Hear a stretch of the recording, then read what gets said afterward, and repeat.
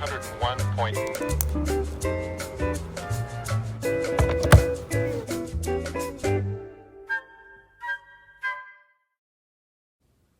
Baofeng model BF-F8HP, Chinese branded FM VHF UHF transceiver with built-in flashlight.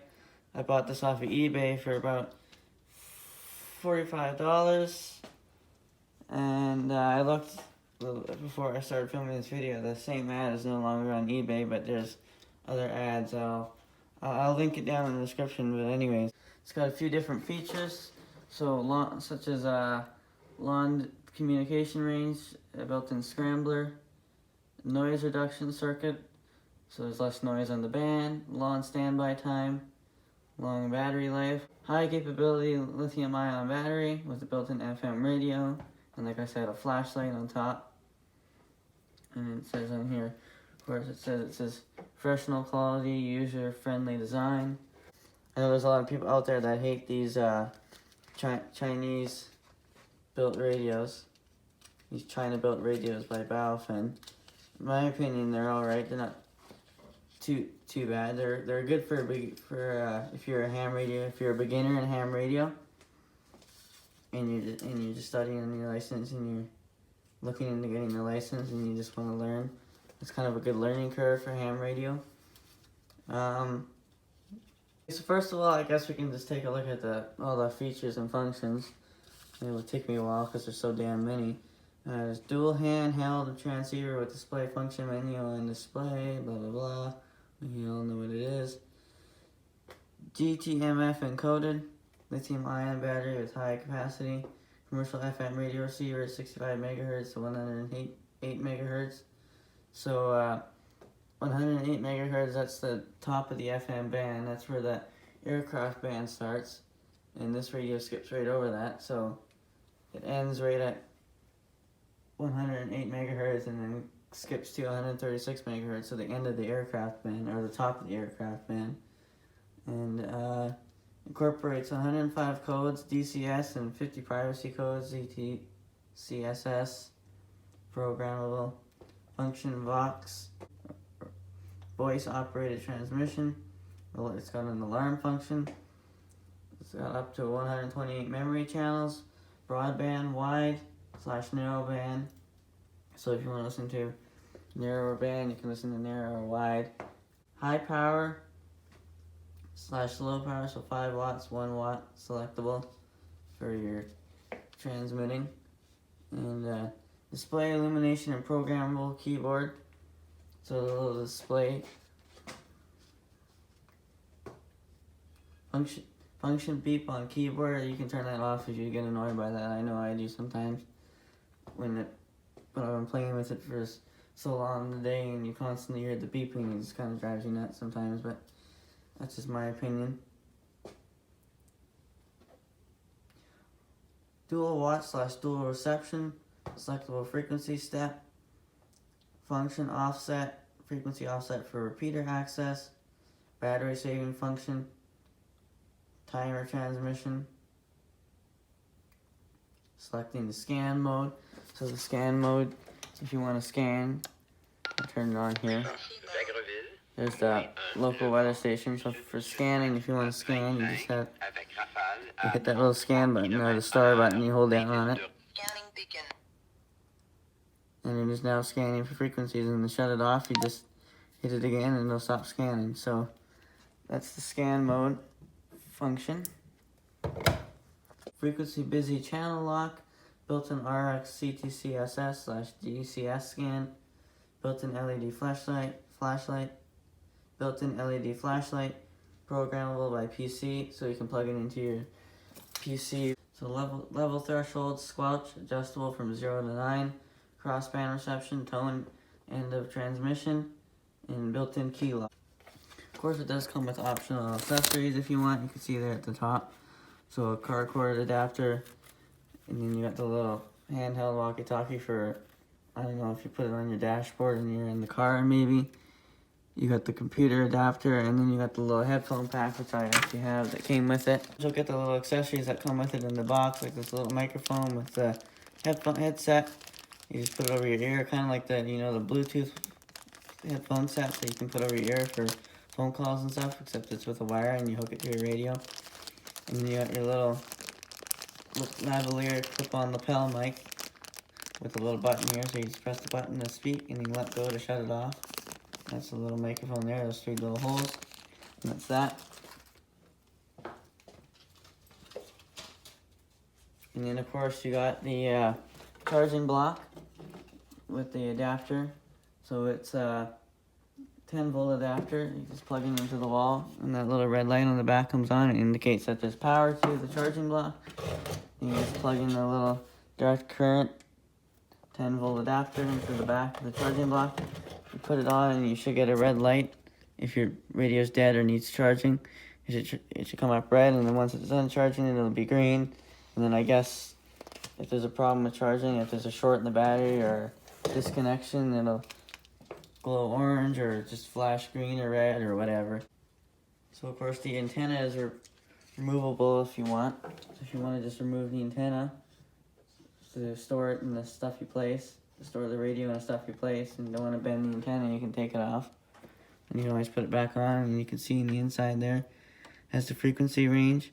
So VHF 136 megahertz on average 174 megahertz, UHF 400 megahertz to 520 megahertz, and it always screws back on, kind of like that. And by the way, it is actually it's a pretty sensitive little antenna that comes with it. That's for sure.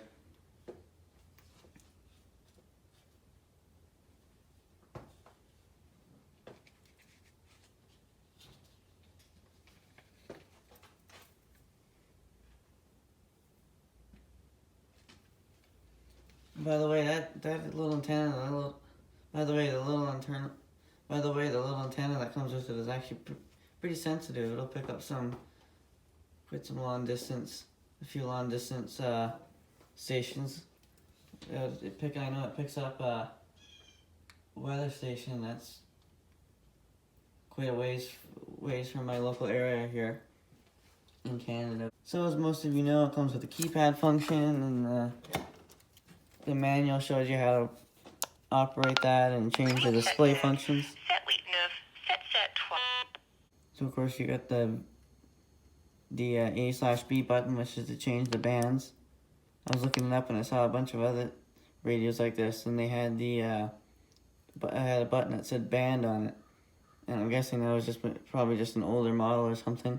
And now they just use this blue A/B, so that's band B UHF. And band A, VHF. And you got the little orange button there. It says VFO/MR, so that's frequency mode or channel. You press that to go from frequency mode to channel mode. So you press it in channel mode. That's all the UHF CB channels. And then there's frequency mode. And of course you can just use this to use the up and down arrow keys to just search through channels. And of course you do that with your keypad, so say I want to go to back to the local weather channel. 400. Alternance de soleil et de nuages. Maximum 10 pour mardi. You can just use the keypad, and then if you want to lock it on that station, Alternance de soleil et hold down on that little key icon by the pound button. Minimum -1. Lock. You can see it says lock, and there's a little key icon in the corner if the camera will focus on it. There you go. And you just hold down on it again to shut it off, and it's unlocked.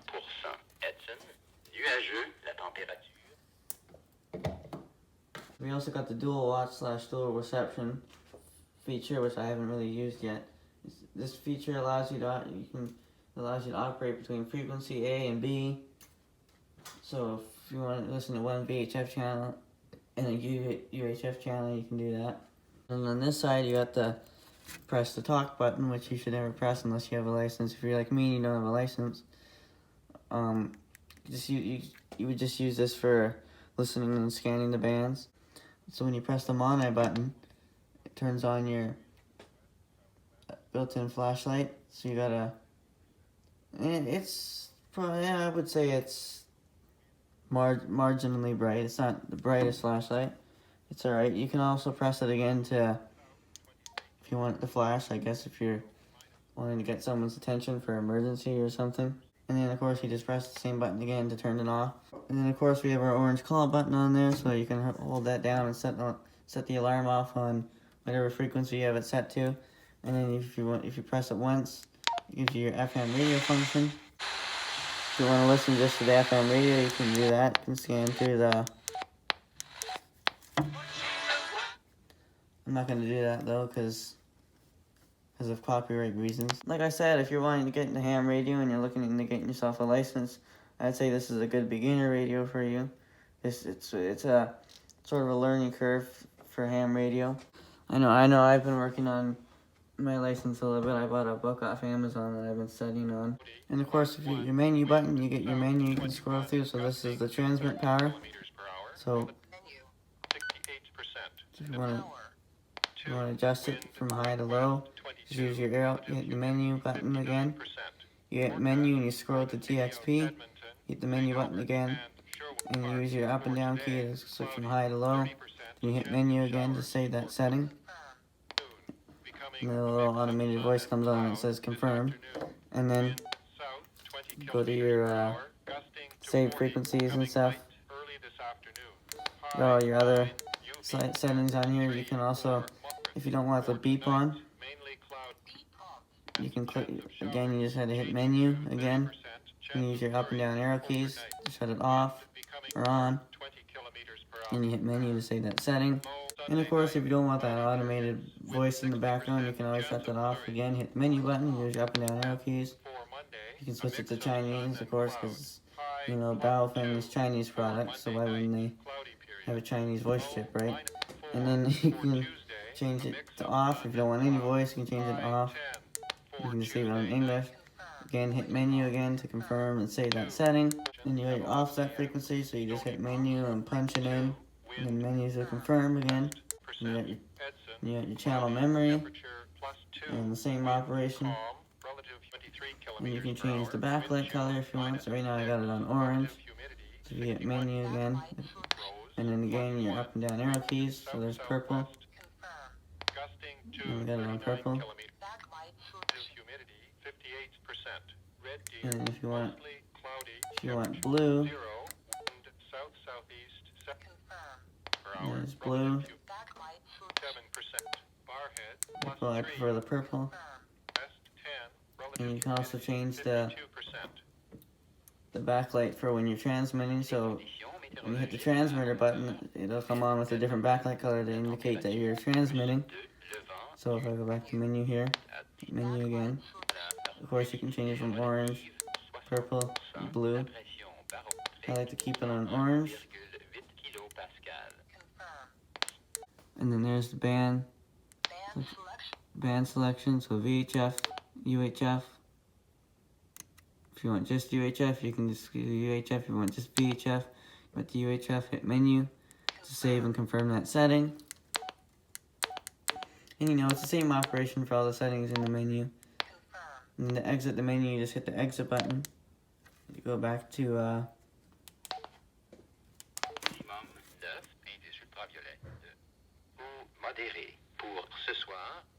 the main radio. Of course, you got your long distance communication features, but like I said earlier in the video, if you like me and you don't have a license, then you don't want to.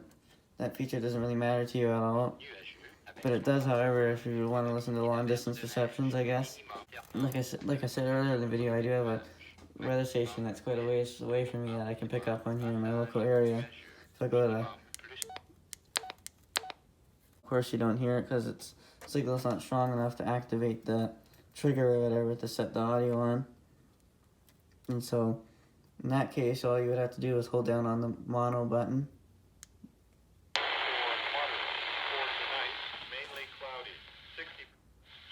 Showers late this evening and after midnight, then 60% chance of flurries overnight. Low -1 for Friday. And from what I know, that station isn't all that close to my local area, so it's quite a distance. These are also good for an emergency radio if you're going camping and you want to keep an emergency radio on you for emergency contacts. Those are also good too. I do actually have a few videos of this radio on my channel. That I'll link those in the descriptions of the local nets here in Canada, the local repeaters in my area. Chance of showers this evening. So that's the long distance weather station. Wind becoming northwest. And here's a local one. 30% chance of showers, changing to 30% chance of flurries overnight. Wind becoming north 20. You can also change some of your settings from your keypad. Now I guess I'll get this one of the things that I don't like about the radio, and that's that they skip over the aircraft band. I mean, I guess that doesn't bother me too much.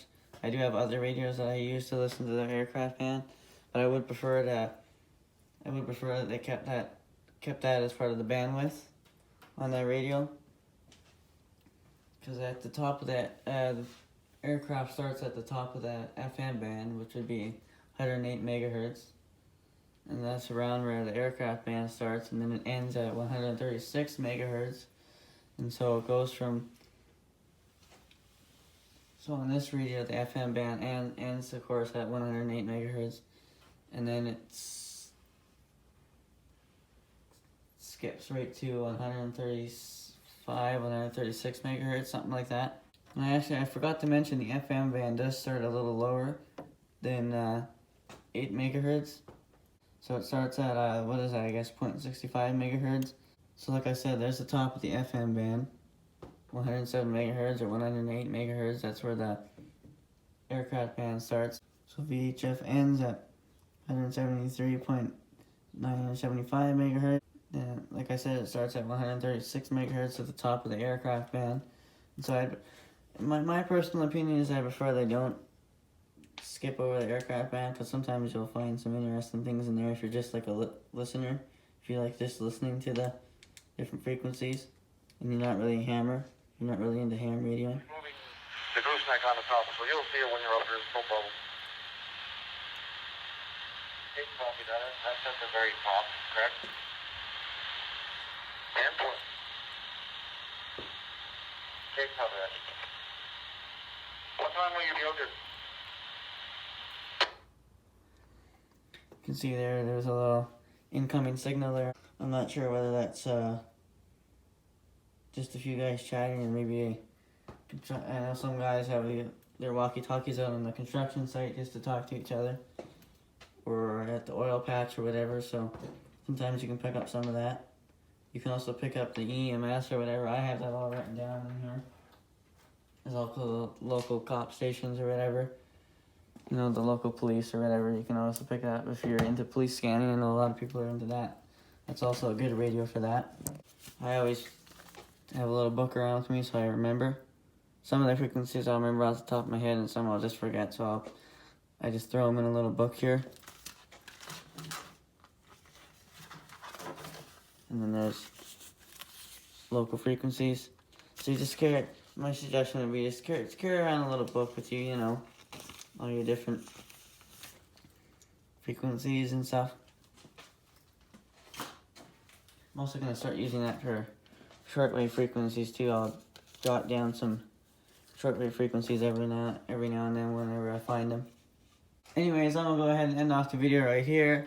Thanks for watching. I'll be posting a lot more future content. I know I've been lacking on content a lot recently. I actually started I'm starting on a new schedule, which is going to be every Thursday at either 1600 UTC or 2 hours UTC, and on Saturdays around the same time, 1600 UTC and 2 hours UTC, and then occasionally Fridays maybe for special occasions and stuff.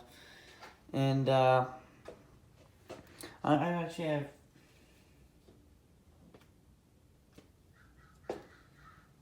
have in my file somewhere some old clips of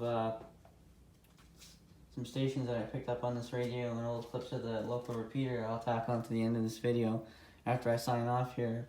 But yeah, thanks for watching. Everybody else is doing too fast, then you're good.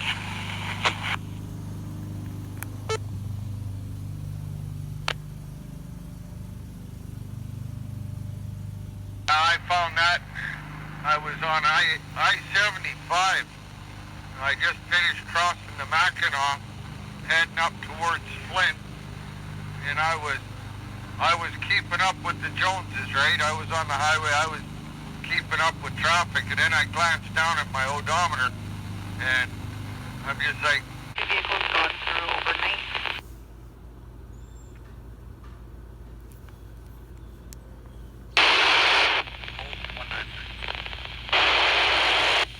Tempo 193, both vehicles were unlocked, and they did get the mother's garage door opener, and they actually went into the garage, but they didn't notice anything. Tango November 8919. Match on the Blackport edge. 10 for I copy your Gray.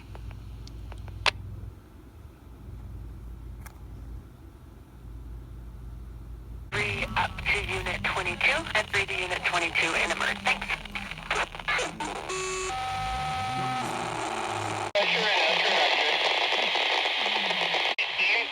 Just make sure the turbines are, the HP is correct. I'll pull one to take back to the yard.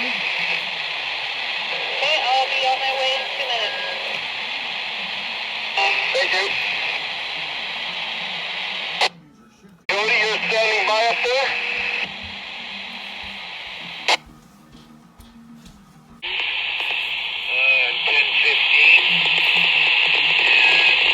All the bypasses off. We do this one more time and we're going right now. Anyhow, and we only really need them burners that we got. We currently have, if we put the fourth one in, we got to tell Brian in the back to put that scanner in bypass and lock it up also. Okay, did you say the bypasses are off those flame scanners, the 3 that we have in? No, just the ESD, my heart. The bypasses on the scanners and triconics are still in. Good. Yep. No, that's nothing.